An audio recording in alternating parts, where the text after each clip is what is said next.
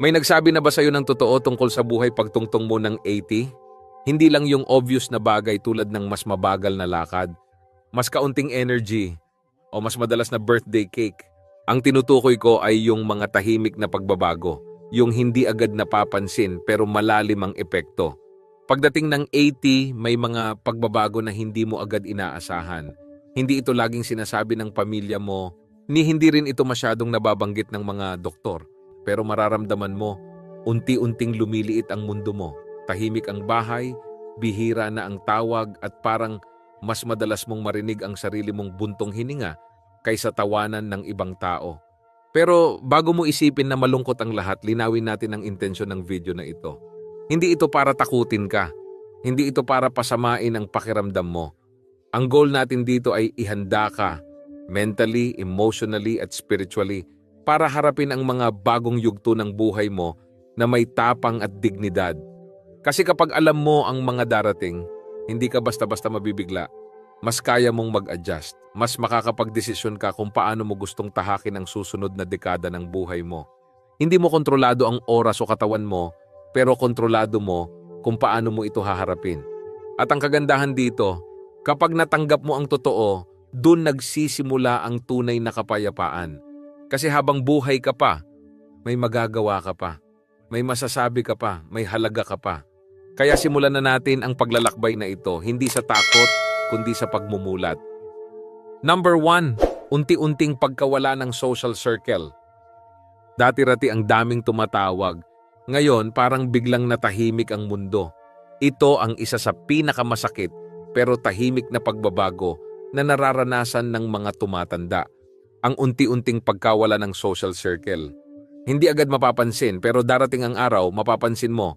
Hindi na kasing dalas ang mga pagbisita, halos wala nang tumatawag, at ang mga dati mong kaibigan, tila naglaho na lang isa-isa.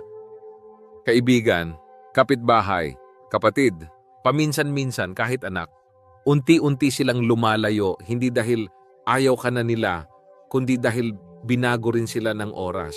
May mga lumipat, may mga may sarili ng iniintindi, at may mga lumisan na. Ang masakit pa, hindi ito laging personal. Hindi dahil iniwan ka nila o nakalimot sila, kundi dahil ganito talaga ang takbo ng buhay. Pagtungtong mo ng 80, mas marami ka nang naihatid sa huling hantungan kaysa sa nabinyagan. Unti-unting nababawasan ang mga taong nakasama mo sa hirap, sa tawanan, sa tagumpay. At habang lumiliit ang bilog ng mundo mo, mas lalong ramdam ang katahimikan. Naalala ko si Walter, 84 years old. Araw-araw siyang pumupunta sa parehong coffee shop. Doon sila nagkikita ng mga kaibigan niya tuwing umaga, walang usapan, automatic na yung mesa at order. Pero sa paglipas ng panahon, isa-isa silang nawala. Ang iba, pumanaw.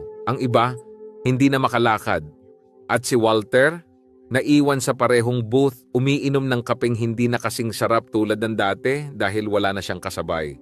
Sabi niya, minsan, ang hirap pumasok sa lugar na dati, ramdam mong mahal ka, pero ngayon, parang wala ka na.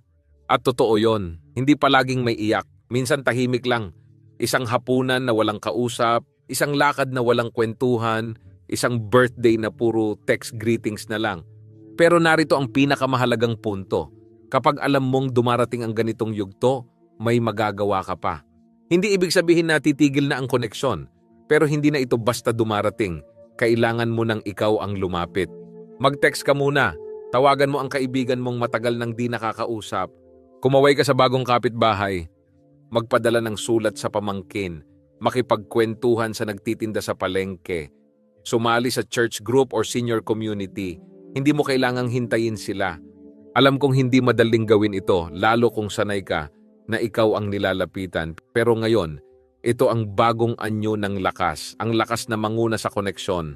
Ang kalungkutan ay hindi parusa. Minsan paalala ito, paalala na ang tao ay ginawa para sa ugnayan at ang ugnayang yan, kahit hindi na kasing lakas tulad ng dati, ay pwede pa ring buuin. Pero ngayon, ikaw na ang gagawa ng unang hakbang. Tandaan, hindi mo kailangan ng 50 kaibigan, kahit isa lang, na tunay na kausap, tunay na interesado, at tunay na may malasakit, sapat na yon para mapagaan ang puso.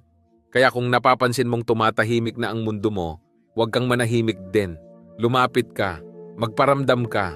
Kasi habang nabubuhay ka pa, may boses ka pa. At may mga taong gustong makarinig ng boses na yan. Ang connection ay hindi laging binibigay, minsan pinaglalaban. Number 2, katawang hindi na basta bumabalik.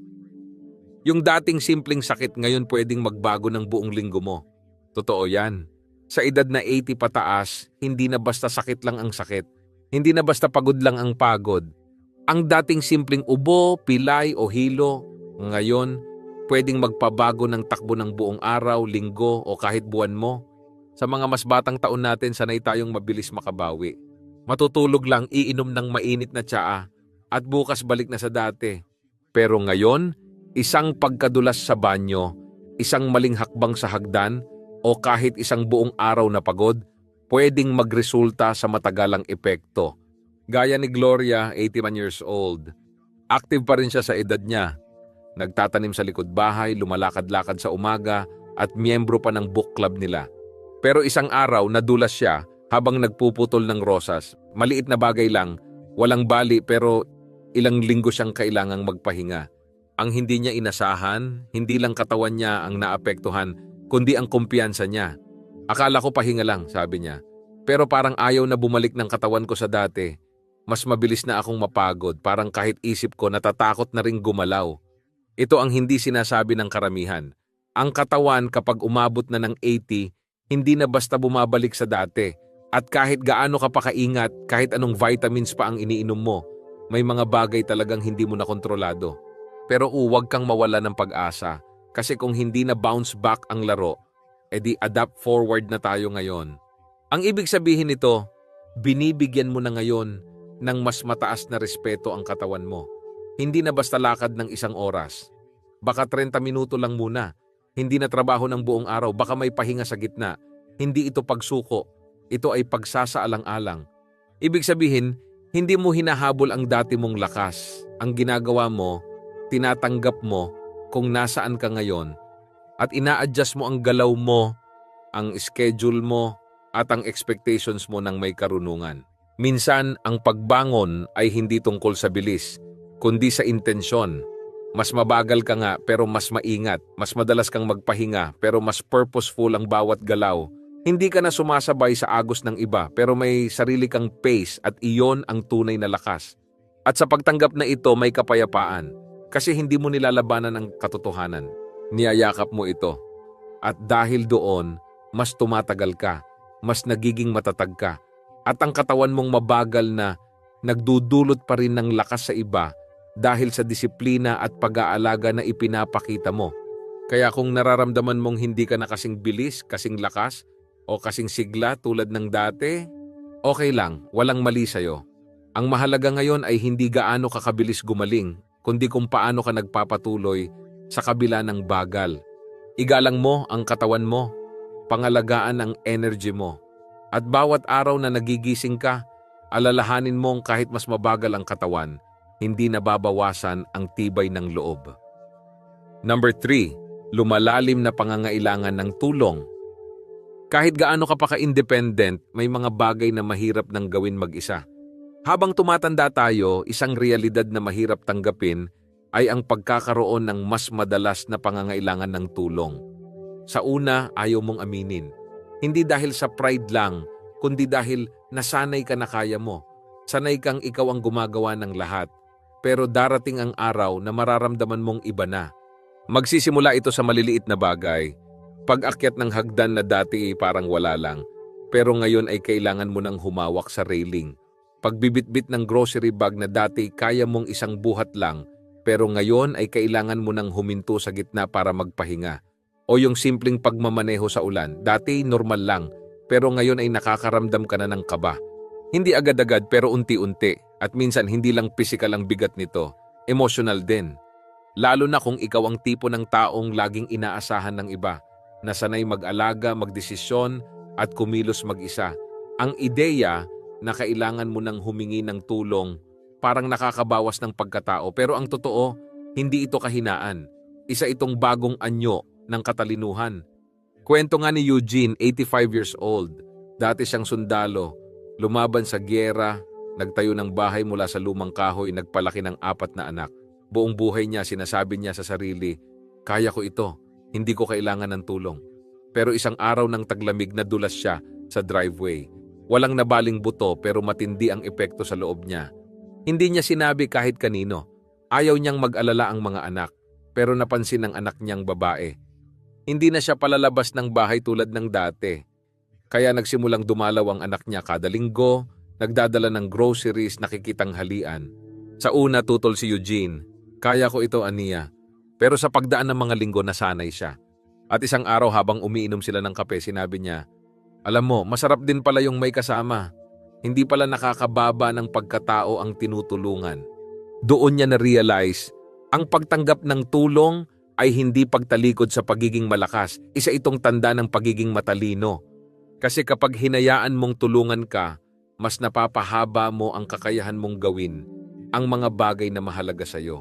Kung pipilitin mong mag-isa, baka mapilayan ka, baka madapa ka, baka mapagod ka ng sobra. Pero kung tatanggap ka ng tulong, mas mapapangalagaan mo ang sarili mo. Mas mapapanatili mo ang kalayaan mo sa tamang paraan. At ang tulong, hindi lang galing sa tao. Minsan, nasa simpleng bagay lang. Grab bar sa banyo, malambot na upuan sa kitchen, reminder sa pader, o kahit grocery app sa cellphone. Hindi ito nakababawas ng dignidad. Nagpapakita ito na mahal mo ang sarili mo. Kaya kung nararamdaman mong nahihirapan ka na sa ilang bagay, huwag mong itago. Hindi ka pabigat, hindi ka mahina.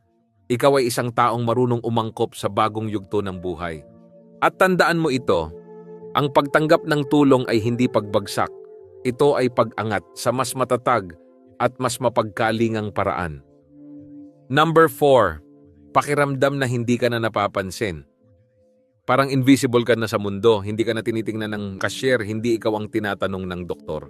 Isa ito sa mga pinakamasakit pero bihirang pag-usapan, yung pakiramdam na hindi ka na bahagi ng eksena. Hindi dahil wala ka sa lugar, kundi dahil parang hindi ka na napapansin. Hindi ka na kinakausap ng direkta. Hindi ka na hinahanap ng opinyon mo. At kahit andyan ka, parang wala. Hindi mo ito kasalanan. At hindi rin ito laging ginagawa ng tao ng sinasadya. Minsan, mabilis lang talaga ang mundo.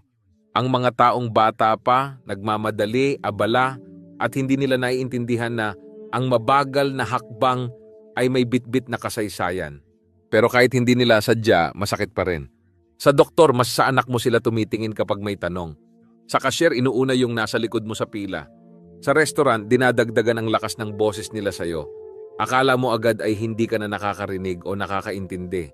At habang paulit-ulit itong nangyayari, unti-unti mong mararamdaman na parang wala ka ng saysay sa mata ng lipunan. Ito ang naranasan ni Irene, 86. Volunteer siya sa isang maliit na museo. Marunong siya, matalino, at may malawak na karanasan sa kasaysayan dahil mismong nabuhay siya noong panahong iyon.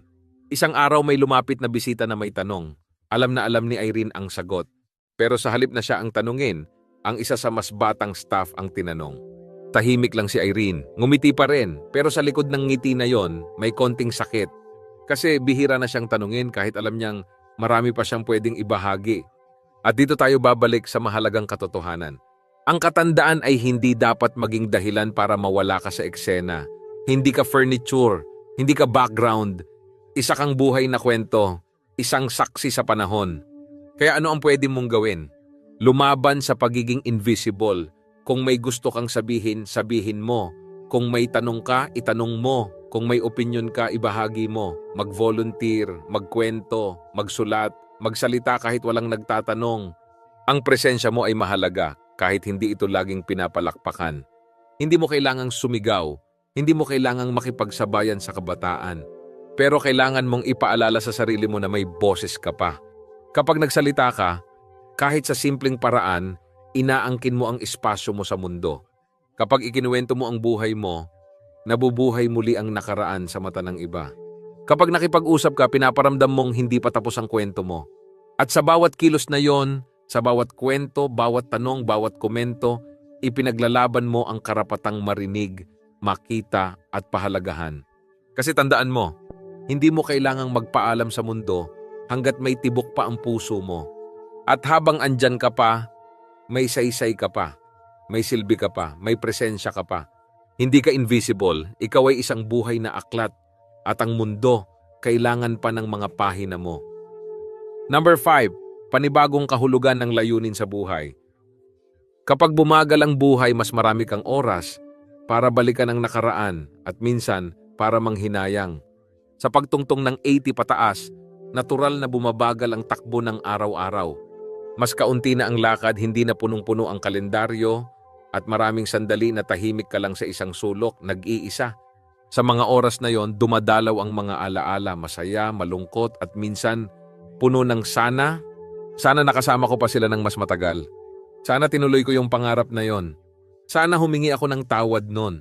At sa katahimikan na yon, kapag wala kang ibang kausap kundi ang sarili mo, minsan sumisiksik ang pakiramdam na wala ka ng silbi. Gaya ni Stanley, 88 years old. Isang dating guro sa public school. 40 years siyang nagturo. Maraming estudyanteng natulungan, maraming buhay ang nabago dahil sa kanya. Pero nang mag-retire siya, bigla siyang nanahimik. Wala na siyang klase, wala nang naghihintay sa kanya tuwing umaga. At kahit may pamilya siya, pakiramdam niya ay wala na siyang halaga. Sabi niya, minsan, parang hindi na ako kailangan. Pero ang totoo, hindi nawala ang halaga ni Stanley. Ang nawala lang ay yung dating paraan ng pagiging kapaki-pakinabang. At dito mahalagang maunawaan. Ang layunin sa buhay ay hindi natatapos sa retirement. Hindi rin ito laging productivity. Minsan presence lang sapat na. Baka dati ikaw ang breadwinner, ngayon baka ikaw ang tahimik na presensya na nagpapalakas sa pamilya mo. Baka hindi ka na makapagtrabaho pero yung kwento mo, payo mo, or ngiti mo sa isang kapitbahay, pwede na iyong magbago ng araw ng isang tao. Kasi ang layunin sa buhay, nag-iiba ng anyo. Hindi ito nawawala. Kung dati, aksyon at resulta ang sukatan, ngayon, pakikinig, pag-unawa at pagkalinga. Ang pinakamahalagang trabaho mo ngayon ay hindi para sa karir, pera o titulo. Ang pinakaimportanting misyon mo ay ito. Paano ka magdadala ng liwanag kahit konti sa bawat araw na meron ka pa? Baka ito na rin ang panahon para magpatawad sa iba at sa sarili. Panahon para ibahagi ang natutunan mo, hindi sa blackboard kundi sa hapagkainan o sa maikling usapan sa waiting room.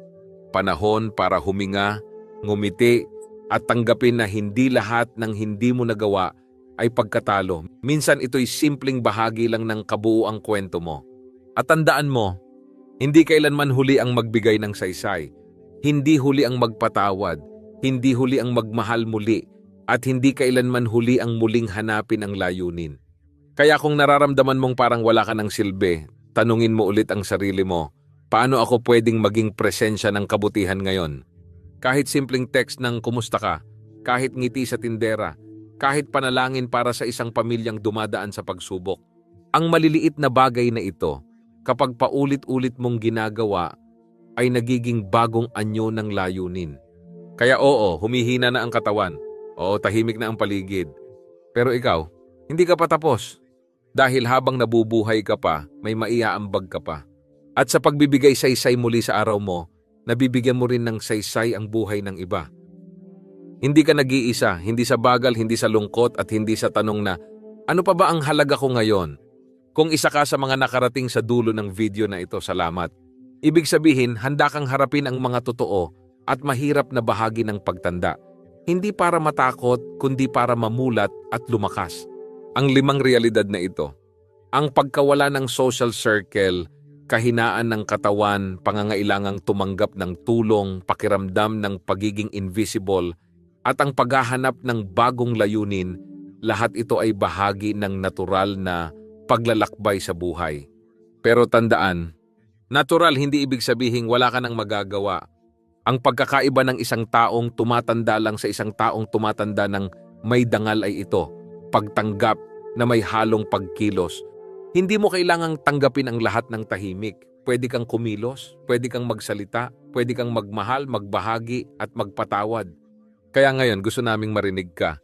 Comment mo nga sa baba, alin sa 5 realidad ang pinakatumama sa'yo? Ito ba yung katahimikan sa bahay? Ang bagal ng katawan?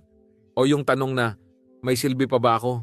At kung gusto mong patuloy na tumanggap ng mga videos na nagbibigay linaw, lakas ng loob at direksyon, i-like mo ang video na ito at mag-subscribe ka sa channel. Dahil sa edad man o sa lakas ng loob, lagi kang may pwedeng gawin para ipagpatuloy ang buhay na may saysay. Salamat sa panonood at asahan naming makasama ka ulit sa susunod.